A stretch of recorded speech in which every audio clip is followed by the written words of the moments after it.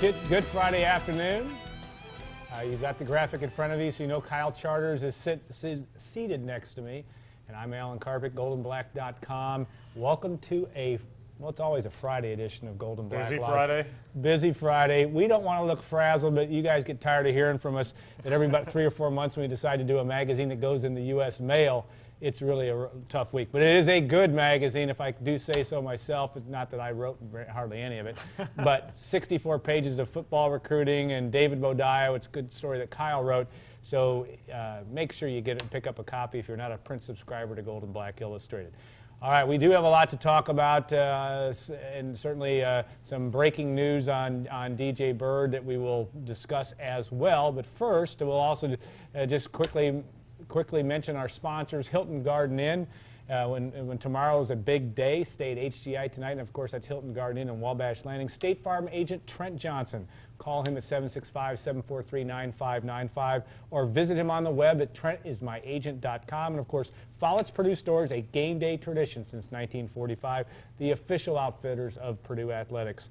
Kyle, you have had a busy week, obviously, with print publication, women's basketball last night, but today, and we have Mike DeCourcey on the line as well. But today, the news about DJ Bird and the arrest last night, no matter what the situation, we don't know a lot of details, but it still shakes things up. Yeah, it's pretty bad timing, I think. Yeah. Certainly you don't want to get yourself in trouble any time of the year, but a couple of days before perhaps what's the biggest game of the season is probably bad, especially when you've won a couple of games in a row for the first time in 2012. So, yeah, I mean, a few more details emerging. I'm not sure how much we want to get into it, but DJ Bird arrested for PI early this morning after apparently, according to the Journal and Courier story just a few moments ago that was posted, Kelsey Barlow tried to get back into a campus bar and couldn't get back in, and a couple of his teammates arrived there maybe to see what was going on, and somehow in all of that, DJ Bird gets the PI arrest and spends the rest of the morning in jail. So just unfortunate timing, and we'll have to see now what the repercussions, as we talked to Matt Painter a couple hours ago, he said he'd probably have something in the next 24 to 36 hours on what might happen immediately and perhaps in the future. Yeah, and certainly the way DJ Bird has been playing and the way Purdue's basketball team's been playing the last, really the last couple of weeks, it's all been good signs that things are headed in the right direction. We're pleased and honored to have Mike DeCourcey on the line. Mike, are you there? I am here. And Mike, obviously from the Big Ten Network and Sporting News, and a frequent contributor on the Big Ten Network, and certainly a college basketball expert. Mike, I know you've been around these types of situations. They happen at schools all around the country, but certainly from a timing standpoint, not always the best time when you're in the thick of not necessarily a Big Ten championship race, but a race for Purdue to maybe make the NCAA tournament. Right, the timing is obviously quite bad. Now, the timing would be much worse if it had happened Saturday night before a Sunday game, I would think. In my estimation, that would be my feeling.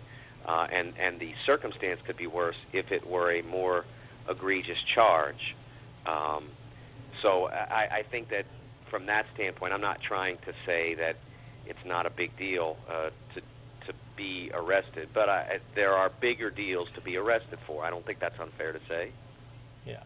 And I think it is fair to say, and in this world of TwitPics, Twitter, Facebook, and all these things that you probably hadn't, well, maybe you were enough of a visionary that you dreamed of this 20 years ago, but it is a crazy thing, and Kyle and I were talking about that this morning, the fact that no matter what this story is, it takes on a life of its own, at least in the fishbowl of Purdue sports, but it gets out to people like yourself that are covering the Big Ten as well.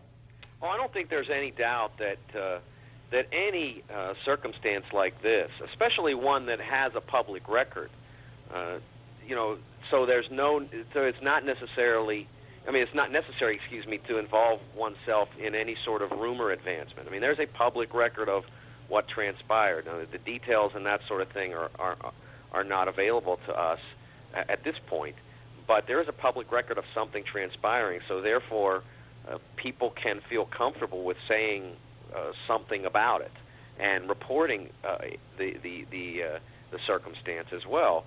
And Yeah, I think that does make it difficult for a college athlete, one who by involving oneself in something as high profile as Purdue basketball or high Division I basketball, it's hard to hide from these sorts of circumstances, and that's one of the things that frustrates coaches because it's not like this happened yesterday. I mean, this happened yesterday, but this whole development didn't happen yesterday.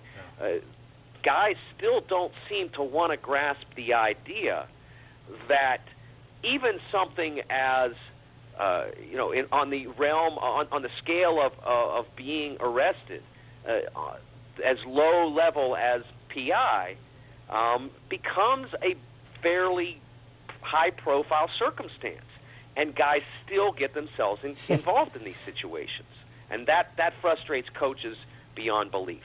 Yeah, just as an illustration of the time we're living in, this played out on our message board overnight, almost in real time, which was pretty interesting to see at that point. And just a rumor, but within minutes it had hit our message board and it hit Facebook. Apparently that some things had happened overnight, but certainly more information has come to light this morning. And Mike, and you look at this situation, and you're right. I agree with you in the fact that it's a PI arrest. But yeah, and obviously it's going to be a topic of on the Big Ten Network. It's already on all the radio talk shows in Indianapolis. It's just a function of the times we're living in, but it does make it tough for coaches. Yeah, I think that Matt wants to be. It's already a challenge. Matt faces a challenge to get a team that is undersized to the NCAA tournament, and everybody involved, it's probably a couple notches beyond the ordinarily intense desire to get there, probably a couple notches beyond that because of Robbie Hummel's situation. Yeah. I don't think there's any doubt that those guys want to get him to the tournament one last time because of what he sacrificed to be a Purdue basketball player and because of the character that he has. And so to have this circumstance become even an interruption in the preparation for what's a pretty big game over the weekend, it's tough. It's tough for a coach to have to process that into everything else. And you look at the situation too, Mike, and maybe take casting this aside. Give us your appraisal of what you've seen out of Purdue the last couple of weeks and what the Boilermakers have brought to the table. Did it all start, in your opinion, with how well they played in Columbus 10 days ago, or were you starting to see signs of a team that might be able to catch its stride? Hello. Did we lose him? We lost him. We lost Mike, so I'm going to answer for Mike and say I didn't see any signs necessarily of this basketball team, Kyle, making strides on the front end, and then all of a sudden, not only DJ Bird, but Purdue shoots the ball so well at Ohio State, has a chance to win that game, comes back and plays well in a win over Northwestern, and I thought really against Illinois on Wednesday night, dominated the proceedings. Mike, you back with us? I'm back, yes. My question was so good that it would cut you off. No, my question was, Mike, getting back to what Purdue did at Ohio State about 10 days ago, did you see signs of this team getting better, or what did you think the key ingredient is to the fact that it's played pretty well in the last 3 games? The fact that they have been a little bit more committed to playing small probably has been a good thing for them. It certainly made them a more aggressive offensive team, they've played that style with more confidence. They've become a team that's obviously reliant on three-point shooting. One of the reasons why DJ Bird's circumstance becomes problematic because any interruption in his availability takes for a team that has limited weapons takes an extraordinarily important weapon out of the picture if there is indeed some sort of interruption to his availability. So it's a team that is playing much more aggressively on offense, and you see that in Robbie. I think that changed slightly in philosophy from being a grinded type team to more of a free-flowing offensive team that is dependent on the perimeter. I mean, they're going to have games where they don't make shots and they lose a game that you might think that they could win otherwise.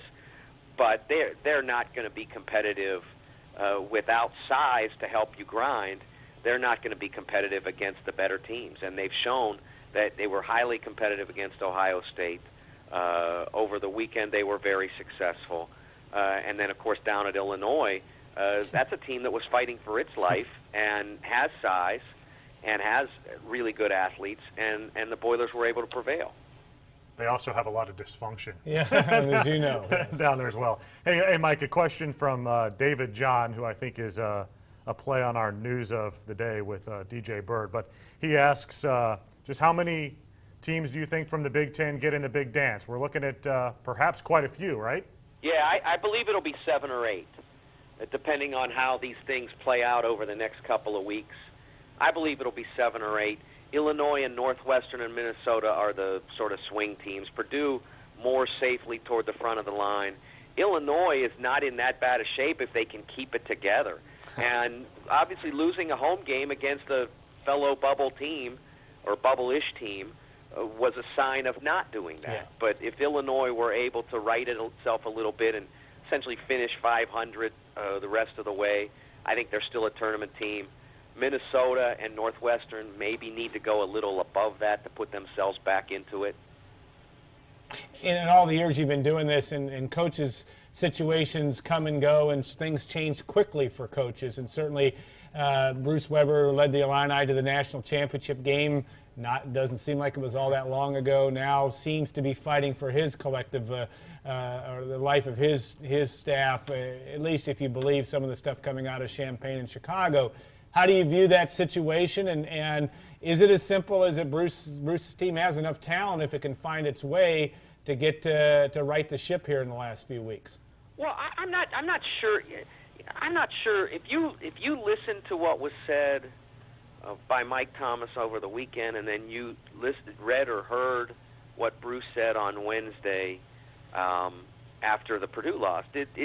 Would you characterize that as one who is fighting for his job? Yeah, that's a good, maybe a misspeak on my part. It doesn't seem, he seemed at that point where he's just almost like he, as I said after the game, almost like he had the flu, like he was not even interested in what was going on, and yet I don't know how else to take that. I mean, how do you view it? I look at it as someone who is acknowledging mistakes that were made, yeah, and sort of clearing up the record on his tenure or his ability, however you want to say it. Look, Bruce Weber is a very good basketball coach, and there are lots of places where Bruce Weber could be highly successful.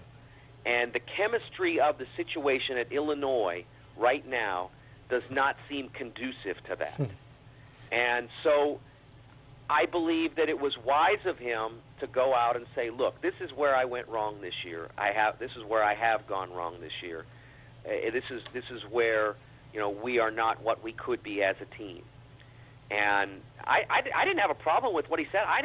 I thought it was a good, well, maybe because it echoed a lot of the things I've said over the course of the last 2 months. I felt, hey, good for him. He caught on. Yeah. But, in terms of the future, I look at it as a guy who wants to coach this team to the best he can possibly do, and then move on from there. I think that Bruce's best circumstance is not necessarily, quote-unquote, saving his job, but saving his career, yeah, which I believe is highly salvageable.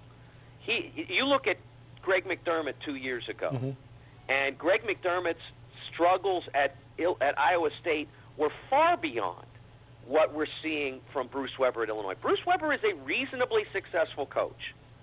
Not a great not a greatly successful coach at Illinois. Had the great team in 05, had some success with both the 04 and 06 teams as well. A little bit less lately, but not disasters. And Greg McDermott's now going to be back in the NCAA tournament most likely with Creighton, and that's only 2 years later. So Bruce Weber could go somewhere. And again, Greg was a very good coach too, just got in a bad situation. Like I said, the chemistry at Illinois for him right now just isn't conducive to that being rejuvenated as a huge success. And it would be best for him and for Illinois if he just found a place where he would be more comfortable, and Illinois fans would be more comfortable with their own future. Well said. Yeah, I think that is well said. Just, Mike, who do you think is the best team in the Big Ten? Is it Michigan State, Ohio State? What do you think? Well, Ohio State should be the best team. When they play their best game, they are the best team.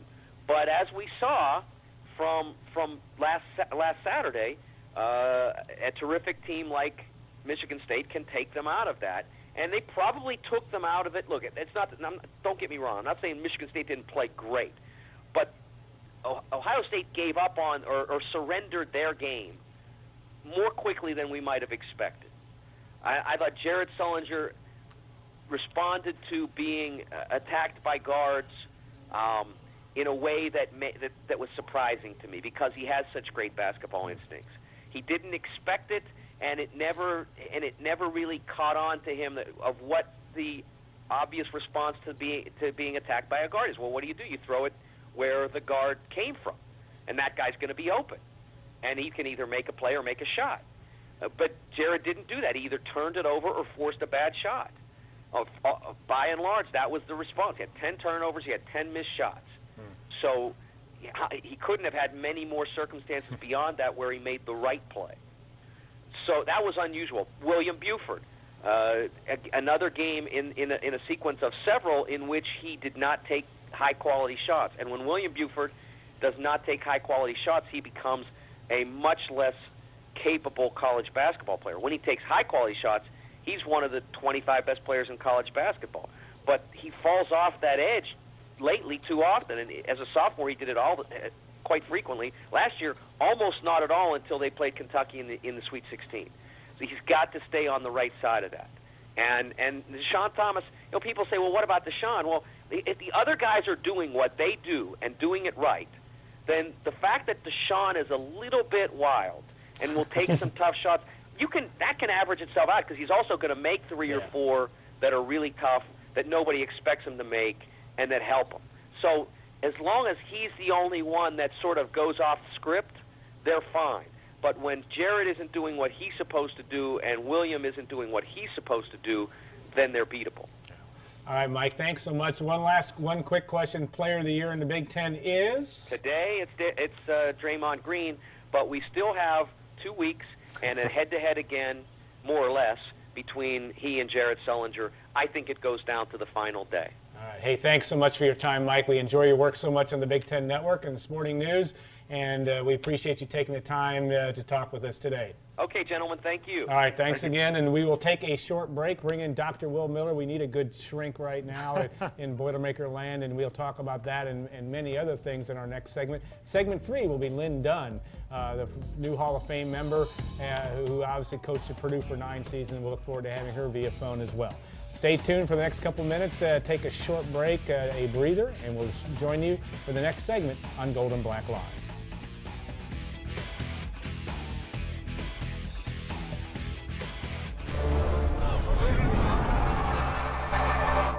One team victorious.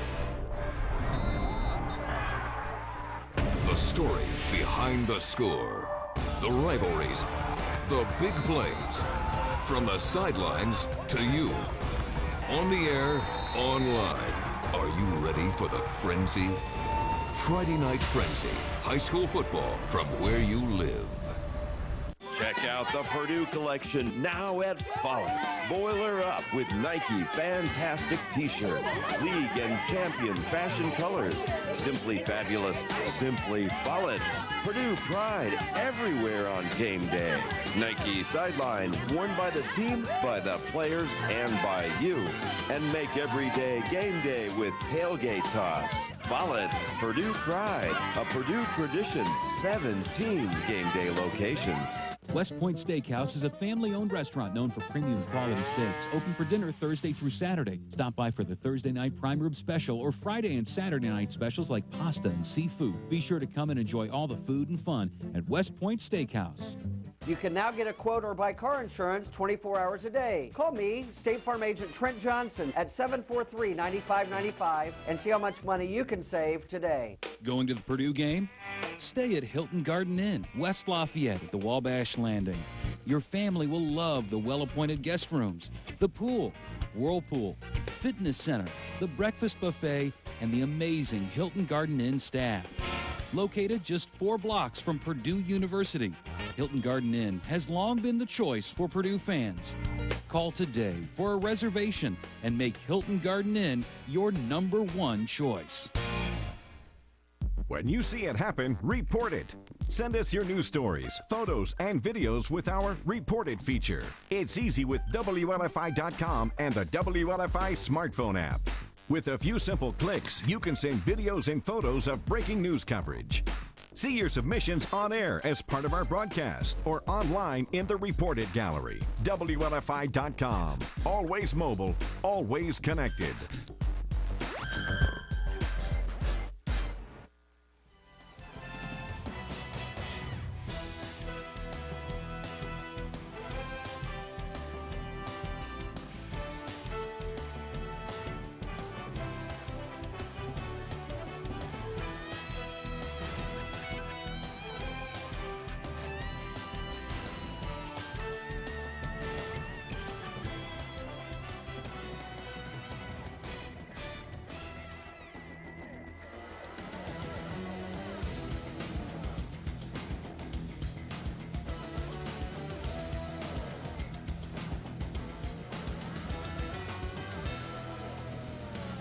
Time to get your serious faces on. No.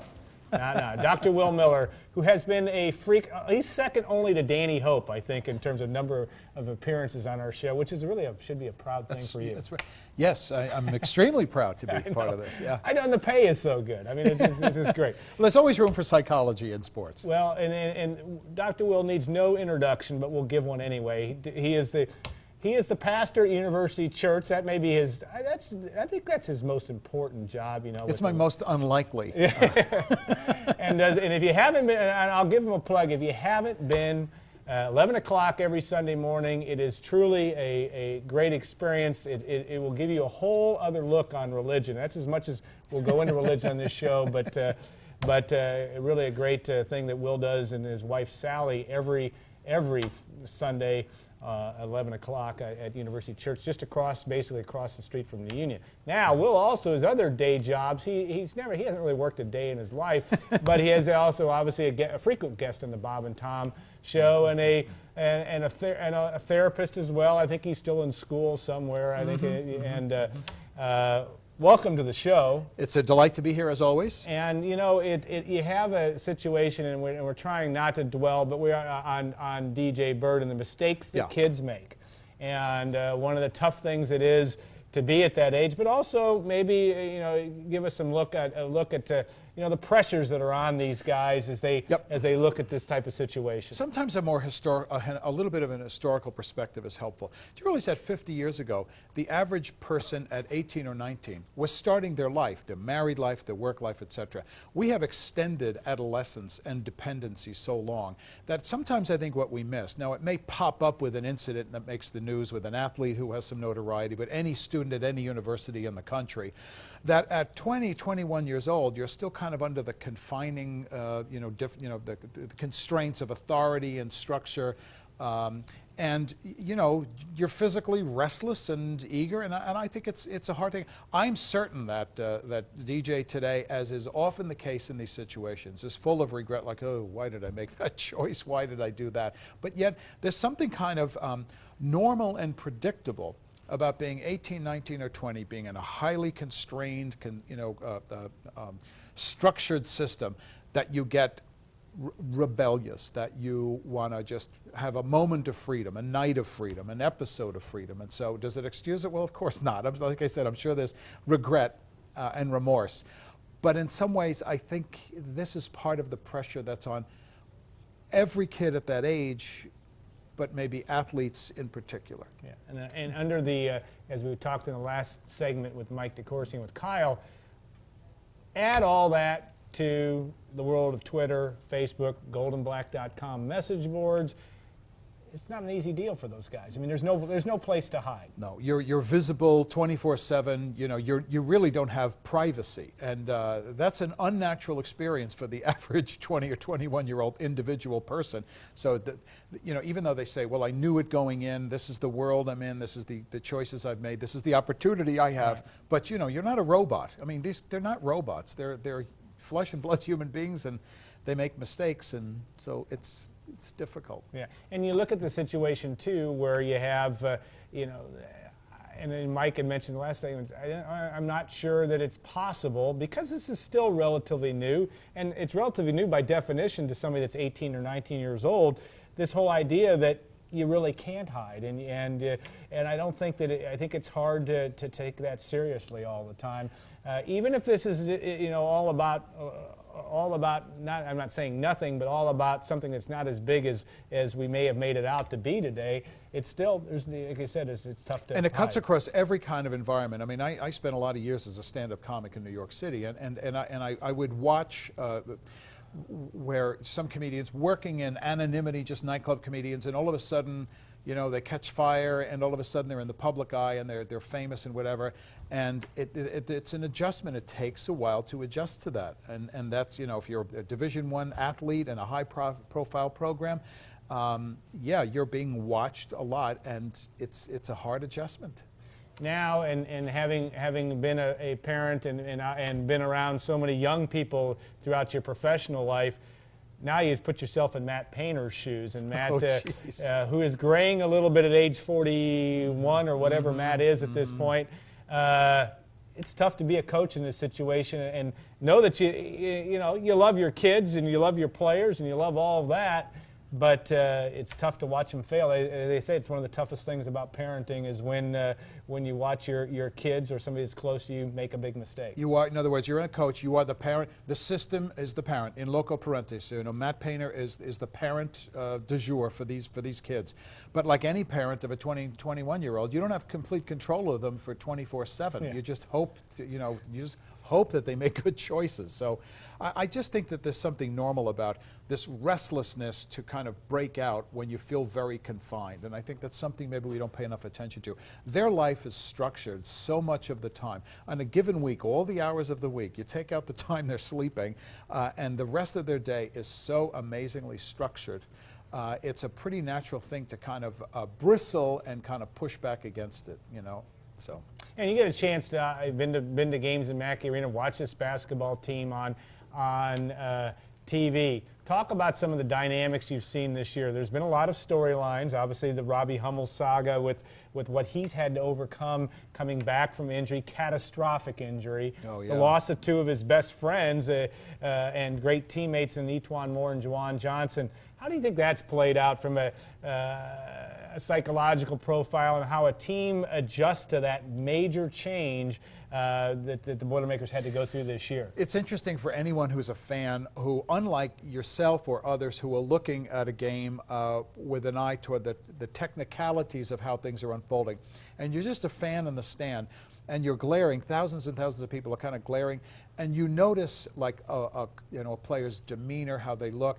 And I've heard so much just casual conversation about, you know, how's Robbie doing, how's his psychology, etc. And I think there's a great thrill among Purdue fans that he seems to have found kind of a new like engine within himself in the past couple of. But I think there was a lot of worry about that. And why wouldn't he? As I said, these kids aren't robots. And then of course, what does he do? He goes home and watches Sports Center, and he sees Juwan Johnson, you know, doing a tomahawk dunk, you know, and both of them doing really well in the Celtics, and going, shouldn't I be there? Isn't that where I should be at that level? So bless his heart, as they say. You know, it's a very, very challenging thing, and it's a character forming, character evolving experience for him. What is it about us, and I'll use myself, put my fan hat, but what about us that watch the program and watch the team play? Why do we get so invested in Robbie Hummel and the saga?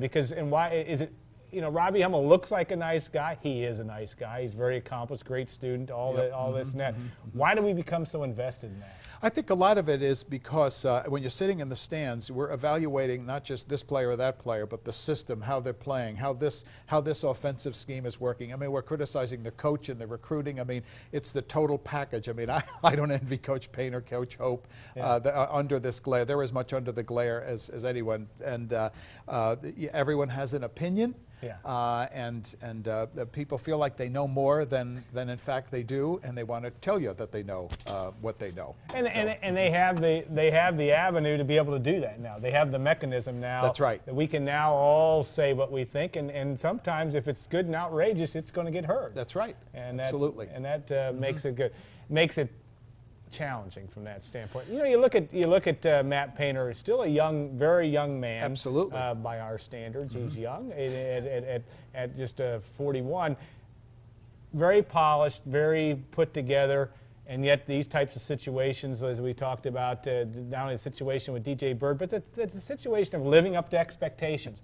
You got a big contract last year. All those kinds of things make for a challenge for a guy, no matter how stoic and how able you are to face the media life. Anyone who's in the public eye, whether it's a coach or anyone else, knows that part of the game is how you have to comport yourself appropriately. And you know, you watch any Big Ten coach in any sport, and almost universally they are very composed and professional. I just always get the impression that they go back into the locker room and they're banging their head against the wall about what they can't control. You know, part of it too is that there's an expectation that when someone's 19, 20, or 21 years old, they're old enough to kind of embrace it themselves, but not everyone matures at that level. You know, in psychology, they still refer to adolescence up until the early to mid-20s. I mean, it's amazing. And so, you know, brain's still developing, attitude's still developing. And not only that, by the way, now you're taking not one team of 15, a couple of dozen people, a couple of dozen guys. You're talking about 15 different life experiences, not only genetic makeup and core skill set, physical skill set, but also how they were raised, the environment they came from, and you know that's all over the map. And so for the first time, maybe some of them are under a stern hand of an authority figure. For some others, it's like, you know, more of the same of what they have experienced. I don't envy the coach and the coaching staff that have to manage that system. They do an amazing job given what they're facing. You think, you know, some of the best coaches, and when you read about the John Woodens or the Mike Krzyzewskis or the Matt Painters or the Bob Knights, guys that is there a common theme among them that makes them good? Is it control?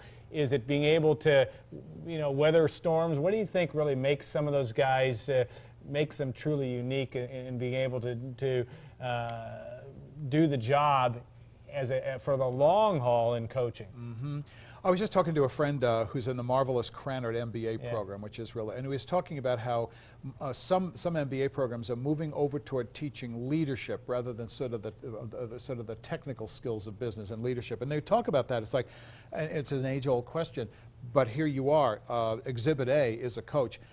The best leaders are those who get the players to want to please them, who would be disappointed that they disappointed you. I mean, Wooden may be like kind of the all-time icon of that, you know, and they have different styles. I mean, you know, Woody Hayes and you know, Matt Painter and Bobby Knight had radically different styles, but in the end, at the end of the day, it's the players feel badly if they disappoint you. They want to please you. They want to play for you. And the best coaches, and Matt Painter certainly one of them, who, you know, that's the environment he's cultivating, you know. And you're doing that against a lot of cultural and social pressure on these kids to say, I want to play at the next level. I want to be a star. When is my self-involvement, my sort of narcissistic desires get put on hold to play for the team? That's what was so amazing to watch, say, last year, for example, with those two fine, wonderful, Jawan Johnson and Etuan and Robbie Hummel. There seemed to be more of a sense in that group of playing together for the team. Not that they're not this year, but, you know, I think that's always the challenge with leadership. All right, now I'm going to ask you to psychoanalyze the front row of the paint crew, the guys that just paint their faces and have to be on camera all the time, and actually do a great job providing a lot of environment, a great environment in Mackey Arena. What's up with those guys? Well, a lot of them, I think, I would really like to know what their major is and what kind of a lifestyle they're expecting to go into. I mean, if they're all theater majors, that makes me feel better. But if they're like, you know, if they're engineers, which is very likely, or going into business or something, and then they're going to have to look back, and an employer is going to say, Larry, is this you? Is this you? We're wanting you to run the Philadelphia office, but I'm not really sure. Is this you? No, that's not me. Well, maybe that's why the paint can cover them up and yeah, and help exactly. them in that Yeah, situation. but that's the thing with like Facebook and everything else. You can't hide anymore. Yeah. You can't hide. But one thing you have to think, you know, in this world of, and you certainly talk about it in your books, you know, refrigerator rights on down the line, is that, you know, we're all kind of in our own worlds in some ways. We communicate on our own level, but then explain why something like the paint crew is so important, and so important for these kids to be able to belong to it. I've been working with a good friend and a great professor at Purdue, Glenn Sparks. Probably some of your listeners have had Glenn. He's in Mass Comm, and he and I, you know, do writing together. And our concern is that between the amount of moves that people make, you know, you get out of Purdue and you'll go anywhere across the country, how scattered people are. We leave our families, okay? And then when we land, because of all the media, we tend to not reconnect with a new family. And consequently, Americans today, more than ever before in history, are living lives that are characterized by individuality, you know, a couple of close friends, maybe, you know, your significant other and your kids, whatever, and lots of people out there, but we don't have a support system, not only that supports us this way, but to whom we feel responsible. And that's, if you think about it, the team, I mean, they would call themselves brothers. I mean, sometimes it's indelicate when we hear athletes at any level talk about warriors and my brothers, and it's like, ooh, you know what, it's, you know, it's using those military terms about because you're in the battle together, you know. But it's a human, it's the way we are wired. We are wired to flourish when we excel at what our gifts are, but we feel supported by others who value what we do, we feel cared about. And that's a characteristic of an American lifestyle that is missing for a lot of people. And maybe in belonging to the paint crew and having that environment. You've been in Mackey Arena many times. There's nothing quite like it. It'll be that way Sunday afternoon where it's, and it was that way for the Indiana game. It didn't go well, but that feeling of oneness, that's a big part of what we belong. I belong. I'm, you know, and you know, that's true in a corporate setting. That's true in a university setting. It's true in the team. It's true in any, you know, even I'm part of my family. I feel proud to belong, and that's the balance against the other natural desires. I want to excel and have myself shine. You know, have myself and my capacity be rewarded. I was listening to someone talk about how, you know, in previous times in business, for example, this is a Wall Street fellow talking about how it used to be that people had a sense of mission. If they did their mission well, part of the reward was they got personally wealthy. But there's almost been a turnaround in our culture that now it's like, no, I want to be personally wealthy. What can I do to make myself personally wealthy? It's almost like they have it in reverse. Yeah. And I thought that's a pretty telling point. And think about it with athletes. You know, I want to win the championship with my team. Secretly, I really want to score 22 points a game so I can, you know, be looked at by the contract. Exactly. It's a tough thing. Can you imagine what it's like to be a coach in the NBA dealing with that? I mean, I can't even imagine what that's like. Yeah, as they always say, it's like when they used to say when coaches call their teams to the huddle in the NBA, it's like telling a bunch of millionaires how to do their business.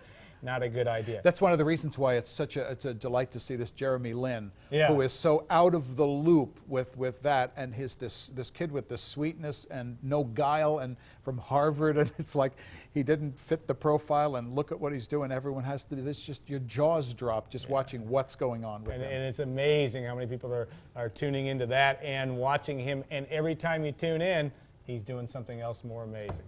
So are you, but we appreciate it very much. It's a pleasure. Hey, we'll bring you back on because we're going to need some more of this. There's always an episode out there on the horizon. Broader perspective stuff that I think brings so much to our show. You know how that goes. All right, we're going to Coach Lynn Dunn. Hopefully, will be calling in shortly, and we'll look forward to visiting with her in the final segment of Gold and Black Live.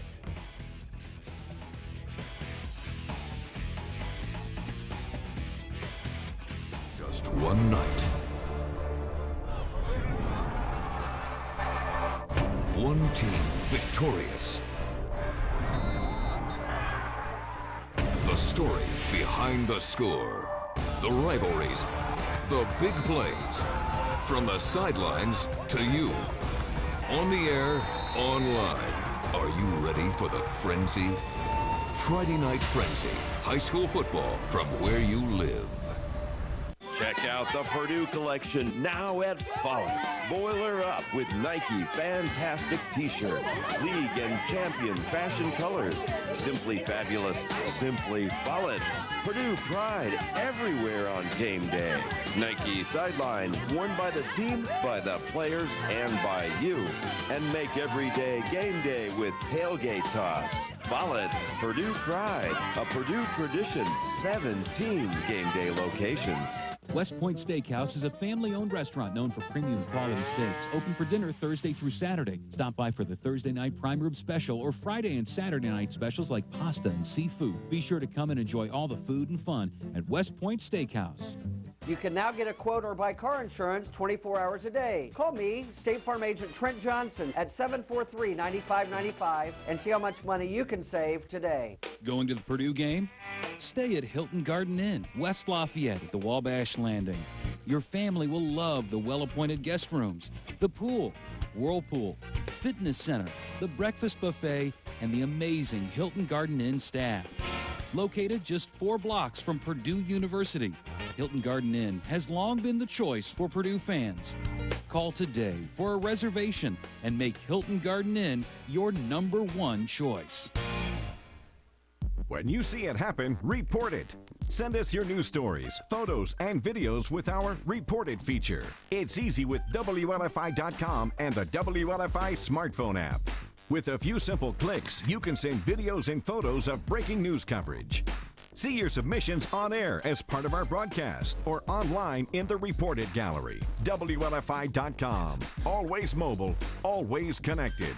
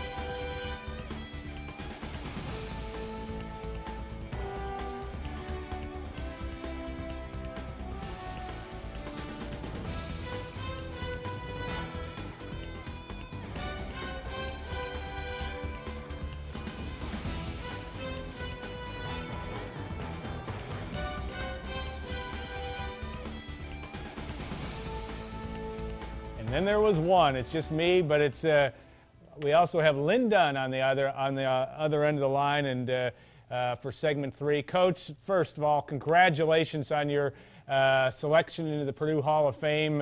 Long overdue by a lot of folks' opinions, but must be a very, very special thing to be recognized by a place that you spent nearly a decade of your life there. Well, I was absolutely thrilled when I got the call. You know, the first thing I thought about was all the great players that I had the opportunity to coach at Purdue, and what a wonderful time it was in my career to build a program from basically nothing to a national contender. So, yeah, it's a special time. You know, and you look at the situation, and we talked yesterday for another piece that we are doing in our magazine, but you know, the whole idea of what it meant to build, you know, build something where you were getting 400 or 500 fans a game, to the fact that you got to the point where a couple of games where you played in 10, 11, 12,000 folks in Mackey Arena. That has to be very satisfying to know that you got that expectation of that program up to a very high level. Well, I think anytime you can take something from just the very beginning and build it into the very top, you know, and I love the fact that we were able to do it with Indiana players. You know, I think when you look at the key people through the years that had a huge impact on helping us build that program, most of them were from Indiana or from the Midwest, and that was another plus. Well, we get lots of questions from fans, and I know obviously as you've been coaching at a high level, and you said yesterday 42 years. That's almost impossible. But and yet, one part of your job now, your job with the Indiana Fever, obviously the head coach took the team to the finals last year. Talk a little bit about that and what you know, the season will be starting here not too long from now, but how did you take the off season, and what are you trying to build on heading into the 2011-12 season, or 2012 season, I should say? Well, first of all, you know, I really enjoyed coaching in college. I did that for about 26 years, but I have to tell you, I really love the pros. I really love working with the adults. I love the X's and O's. You have time to study the strategies. You know, in the off season, I can watch lots of NBA games. I can go to those practices, and just really have the time to really improve my knowledge of the game. And you know, I've learned so much since I've been in the professional ranks that it's just amazing the difference in the college and the professional level. You know, we've had a great run these last 2 or 3 years. We were in the finals, and last year we were one game from the finals. With some injured people, and I think next year our plan is to not make a whole lot of changes, just get healthy. You know, the people that had ankles and knees and foot problems, you know, all of them are back now, and they're going to be fully healthy, and so we're gonna make another run for a championship. Yeah, and you have a pretty good player. You have many good players, but Katie Douglas is a very, very unique player. Well, we've got several. Like you said, we've got Katie Douglas, we've got Tamika Catchings, you know, who is a three-time Olympian and will probably be on our Olympic team again this year. And then, of course, we've got Stephanie White, who's now on our staff. So a lot of great ties to Purdue. Boy, if we had more time, I'd like to. You know, some of my favorite stories of yours hearing were the recruitment of Stephanie White and what it was like to get the #1 player in not only in the state of Indiana but in the United States. And she certainly has turned out to not only to be a very, very good basketball player, pretty darn good announcer, but what's she like to coach with? Well, she's a great coach, too. I think the thing about Stephanie, she's always had a wonderful knowledge of the game. She had a great knowledge of the game as a guard at Seeger High School back in the day. I mean, she has a huge basketball IQ, and that's really going to help her as she goes through the not only the announcing ranks, but as a professional coach or a college coach, whichever one she decides to choose. But I think it's her high basketball IQ that really sets her aside. Is it tough for somebody that played at the skill level that Stephanie played at to be able to break the game down, because some of the kids may not be able to play at the level that she may have played? And maybe it's different in the pro ranks for her, but how do you view that in terms of the ability to teach the game?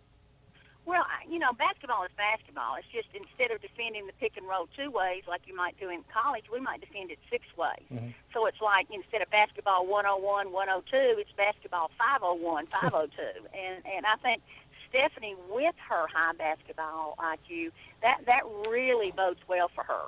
I do think, you know, you have to have a pretty high basketball IQ to play in the pros, both NBA and WNBA. So don't underestimate the smarts of these players. Yeah, and I think it's part of the problem for us mere mortals watching is that they make it look easy, and we get caught in that trap that because it looks easy, it is easy. It's not necessarily the case. We do have some good questions. I don't know how much you've seen Purdue play this year, but certainly Brittany Rayburn and Dre Mingo. Brittany, obviously a 4-year player from Attica, has a lot of the same storyline as a Stephanie White. And then, of course, Dre Mingo, who's been through a lot and had the ACL injury. But talk about what you know about Purdue's talent level, and also, you know, does a Brittany Rayburn or a Dre Mingo or anybody else on this basketball team have a future in the league?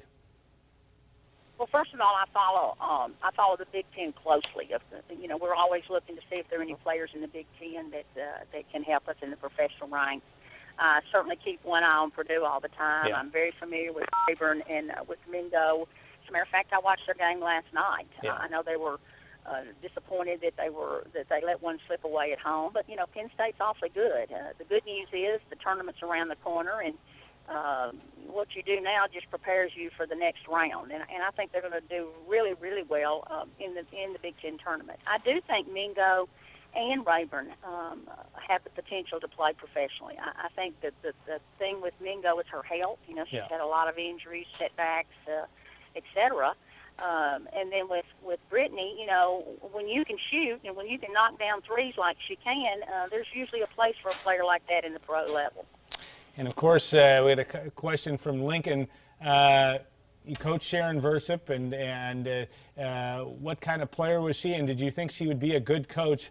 During your time of tutoring her as a college player? Well, you know, I only had the opportunity to coach Sharon 1 year. She Right. was a senior when I took over the program. But one of the things that always sticks in my mind about Sharon was her competitive spirit, her perseverance, her persistence. You know, she's a competitor. You know, she's going to fight you, and she's going to find any way she can, to compete at a very high level and to beat you. And that's an attribute that you have to have if you're going to be a coach. You know, you have to be a competitor. You have to really, really work to win, you know, and I think that's part of Sharon. And I only saw that in 1 year, but it doesn't surprise me at all that she's been a successful coach, not only at Maine, but now at Purdue. And I think she's doing a great job. A good question also about, obviously your last year coaching at Purdue in '96, but this is is the Big Ten more competitive now, or is it evolved differently? And how much different is the game, the college game, I'm saying, in the last 16 years in terms of not only competitiveness, but talent level? Well, I really think that the WNBA has helped not only the Big Ten, but the college women's game, period. You know, before the WNBA came along, when you were a senior, you know, you were just kind of finishing up and thinking about, you know, what type of job you're going to have. And now these seniors are really motivated not only to play at a high level, but to continue to get better because there's another step. You know, there's that next round. I may have the opportunity to play for 10 more years. So I think that's been a real motivator to keep the juniors and seniors to continue working on their game. You know, of course, I'm biased. I always thought that when I was at Purdue, we had the best coaches ever in the Big Ten with Vivian Stringer and Nancy Darsh and, you know, and Renee Portland, and we just had some tremendous battles, but I'm sure they do now. You know, I know Coach Weiss is doing a great job at Penn State, and Sharon and Jim Foster, my old friend that used to be at Vanderbilt, who's now at Ohio State. So I'm sure they think it's still just as highly competitive, but it would be hard to beat some of those games we used to have. Yeah, you had some classics, that's for sure. You know, you look at the Big Ten and where Purdue fits, and you've watched them enough play. Obviously the injury to Mingo has caused some things, but this team has adjusted pretty well for the most part. What was missing last night? Was it just Penn State and too much of Lucas, or what do you think? What do you think this team Purdue needs to do to make a run not only in the Big Ten tournament, but maybe past the first weekend in the NCAA tournament? Well, I just got to knock down a few more shots, and I did think Penn State had played at a really high level. That's probably the best game I've seen Penn State play.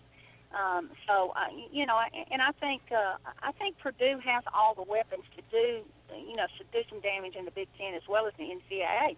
I think losing Mingo, though, really affected their depth. Yeah, and there's no question inside, though. Chelsea Jones has done good things. Sam Ostorello certainly has.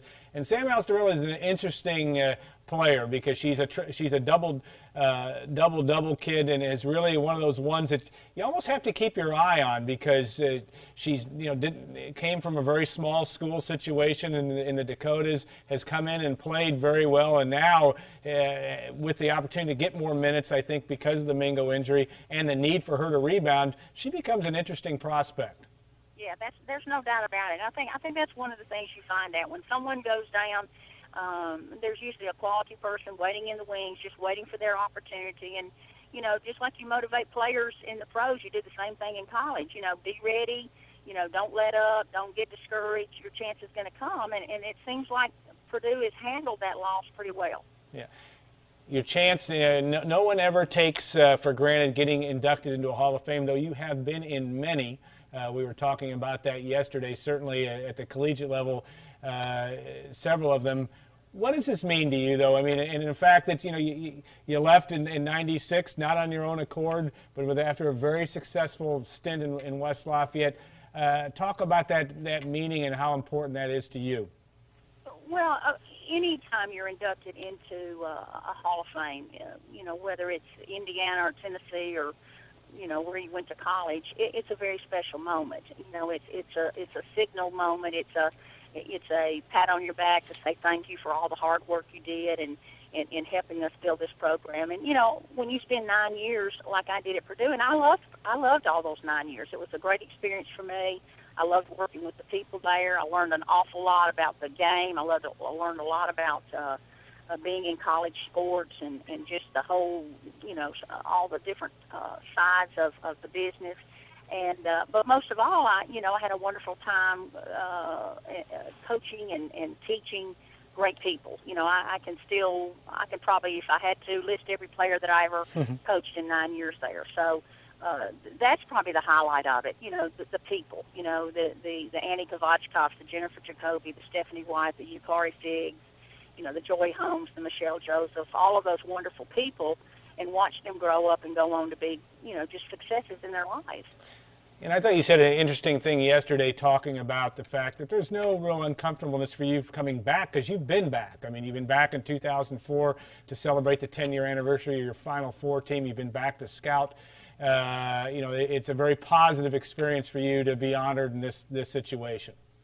Absolutely. You know, I came back, I think it was 2 years ago for when Michelle Joseph was inducted into the Hall of Fame, came back to honor the 10-year reunion of the first Final Four team, and I don't have any qualms whatsoever about coming back on campus. I feel comfortable there. I'm very familiar with the coaches, not only Sharon, but before that, Christy and Nell and Carolyn, and have been very supportive since my time there with that program. And I'm looking forward to seeing old friends, and I think it'll be a wonderful event.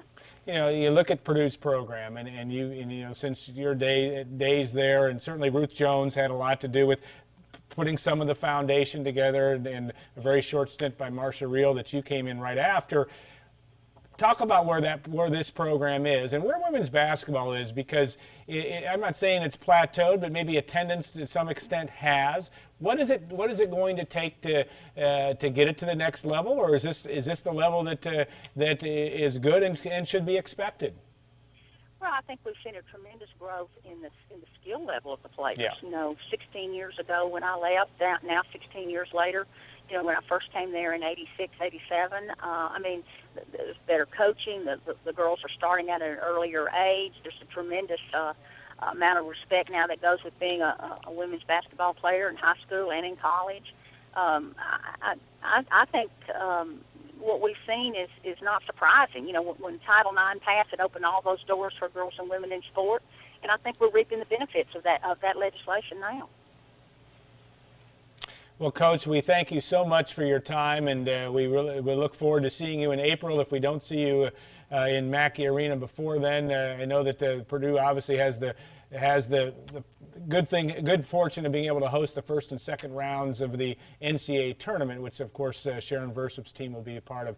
Coach, again, congratulations. Thanks so much for your time, and we'll look forward to seeing you up in West Lafayette in April. Thanks, Alan. It was great talking to you. All right, great talking with you. All right, we want to thank Brandon and everybody, in Patsy, Kim, everybody down the line, though I don't think Kim's here today. Gordon, Kyle, who visits, and my staff, who is toiling trying to finish our magazine, and also working on getting information, certainly, on the current developments with the men's basketball program. So hopefully that, from a Purdue perspective, will pass soon, but we'll see how that goes. We will see you next week on Gold and Black Live. Thank you also to our sponsors, Hilton Garden Inn, State Farm agent Trent Johnson, of course, Follett's Purdue, and Purdue Pride Game Stores, and also West Point Steakhouse. We'll see you next week on Gold and Black Live. We'll look forward to Purdue's basketball games this week. We'll have a lot to talk about. We always do on Gold and Black Live.